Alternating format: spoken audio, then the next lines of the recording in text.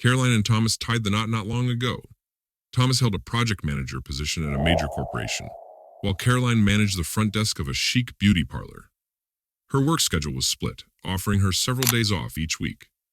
This abundance of leisure time proved beneficial for Caroline, who was naturally keen and curious, with a wide array of interests and pastimes. In particular, she was always snapping photos with her phone, far beyond mere stunning sunsets or casual hangouts. Her phone's gallery was a treasure trove of culinary experiments, snapshots of her husband, the neighbor's feline, and every fresh manicure. Caroline also frequently captured selfies, beautiful without a doubt. But Thomas sometimes wondered if her constant photography bordered on obsession. However, as time passed, he began to view it simply as another one of her engaging hobbies, an aspect of Caroline he came to accept.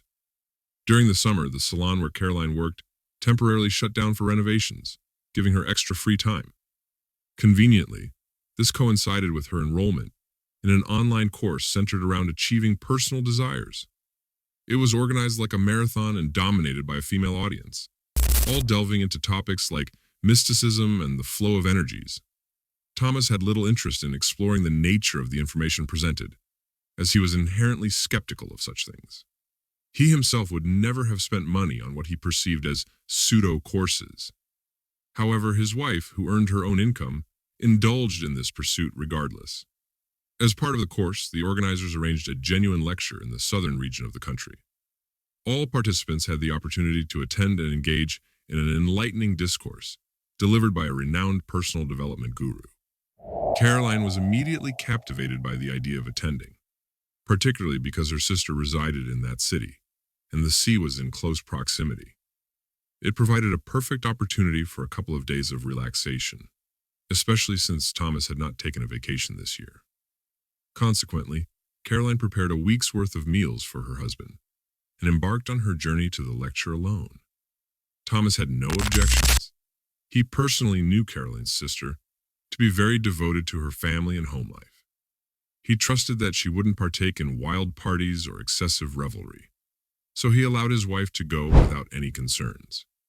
Upon returning from her mini-vacation, Caroline, in her customary manner, proceeded to showcase the photos she had captured during her trip on her phone. Everything was business as usual.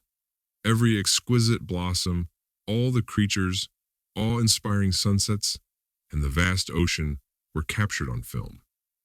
However, this time, she seldom turned the camera toward herself, despite her usual penchant for capturing countless selfies.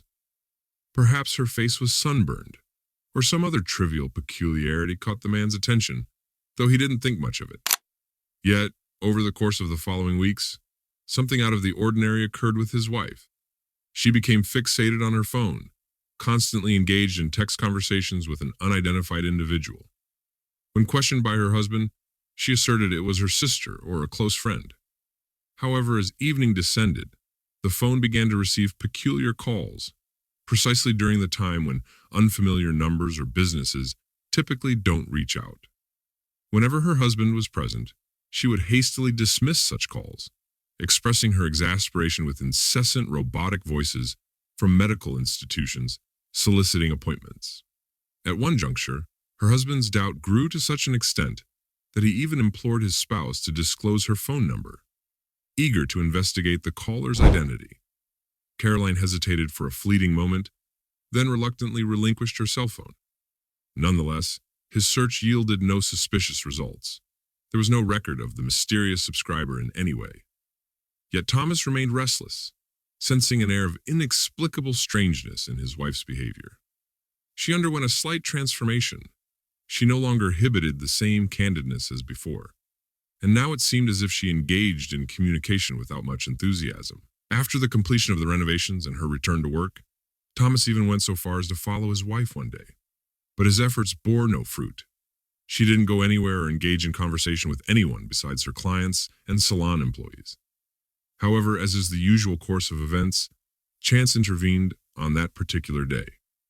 Thomas was working from home, meticulously preparing important documents. He needed a flash drive to transfer the files, but unfortunately, he had misplaced his own.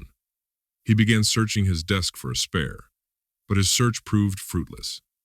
At that moment, his attention turned toward his wife's vanity table, where an open box sat atop it, filled with various trinkets and jewelry. Within it, Thomas spotted a gleaming flash drive. "All right, I'll just take it. I doubt Caroline will mind," thought the man.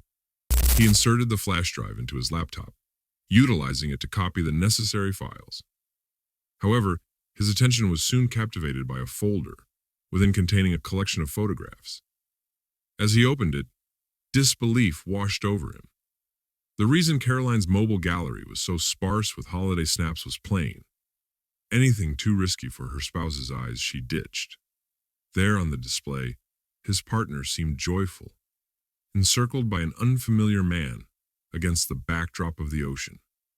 In one snapshot, their lips met, and Thomas discerned a love bite adorning her neck. This accounted for the selfie shortage, he surmised, with a trace of acidity. Caroline had quashed her usual zest for capturing moments from each and every gathering. Certainly, she scrubbed compromising images from her mobile, yet it slipped her mind to conceal the incriminating USB stick better. That night, after clocking out, Caroline set off to toast a friend's birthday at a local bistro. Now fully persuaded of her betrayal, Thomas methodically packed her belongings into a bulky suitcase and made his way to the venue. Her circle of friends met him with raised eyebrows, puzzled at the sight of him bearing luggage. Unaware of his presence at first, Caroline was caught up in lively chatter with pals, her back to the door. As he approached her, her lively recounting of her recent escapade confirmed his worst fears, leaving him utterly disenchanted with his wife. "Why don't you fill me in on the details as well?" bellowed the husband, catching his wife's attention at last. "Oh, Thomas, what are you doing here?" she asked, pivoting and fluttering her eyelashes with an air of innocence. "Don't play dumb. Take your things," he declared, extending the suitcase toward her. "Go wherever you please, just don't come back to me. I won't tolerate any cheaters," he asserted, ensuring his words carried to every guest present. Caroline wanted to retaliate, but in the wake of those words, Thomas stormed out of the gathering, leaving her friends to dissect the scene and decide whom Caroline would choose to reside with. Thomas wasted no time and swiftly pursued a divorce. Since the apartment belonged to him prior to their marriage, he retained ownership of the primary asset. Although he regretted investing time in an unfaithful spouse, he considered it a valuable life lesson. Naturally, it's preferable to discern a person's true character before committing to a serious relationship. But at least he managed to unveil it before the arrival of children, which in itself was not entirely unfortunate. Cheating Secrets podcast like me.